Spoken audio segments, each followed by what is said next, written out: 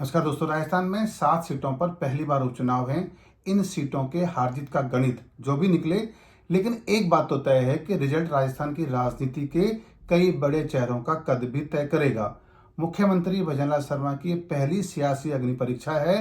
BJP उनके काम और उनके चेहरे के दम पर चुनाव मैदान में है। नतीजे ये बताएंगे कि पिछले 9 महीनों में मुख्यमंत्री के चेहरे को, उनके काम को कितने लोगों ने पसंद किया और राजस्थान की राजनीति में मुख्यमंत्री होने के क्या मायने हैं।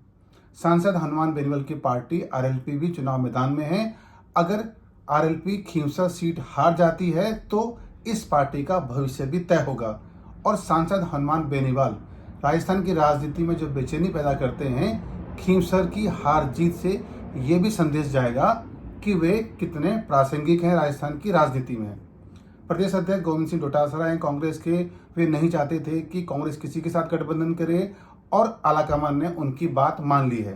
अब कांग्रेस सभी सीटों पर चुनाव लड़ रही है। अगर हम पुराना रिजल्ट देखें तो जो 7 में से जो 6 सीटें हैं या तो कांग्रेस के पास हैं या तो उनके गठबंधन साथियों के पास हैं। लेकिन अगर जो नतीजे आएंगे उससे यह अब पता चलेगा कि हार जीत गोविंद सिंह डोटासरा का कद कितना बड़ा करती है, कितना कम करती है और कहां जाकर उनकी राजनीति को रोकती है। दौसा से बीजेपी ने डॉक्टर किरोड़ीलाल मीणा हैं जो कैबिनेट मंत्री हैं, उनके भाई को टिकट दिया था। जिद ये थी कि उनके भाई को टिकट मिलना चाहिए। डॉक्टर मीणा ने लोकसभा चुनाव में भी टिकट मांगा था, पार्टी ने नहीं दिया। अब गलती सुधार ली है, टिकट दे दिया गया उनके भाई को।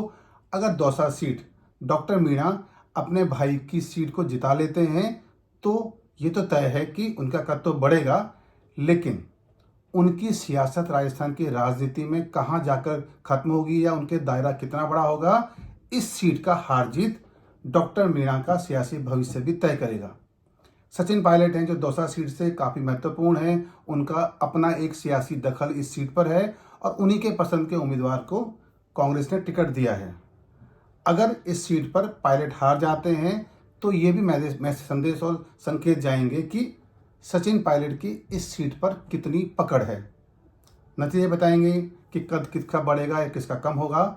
लेकिन 7 सीटों के उपचुनाव राजस्थान की राजनीति में या उनके नतीजे बड़ी बेचैनी पैदा करने के लिए एक नई जमीन तैयार कर रहे हैं। नतीजों के बाद उस बेचैनी को हम बड़े चेहरे के साथ देखेंगे। इंतजार है।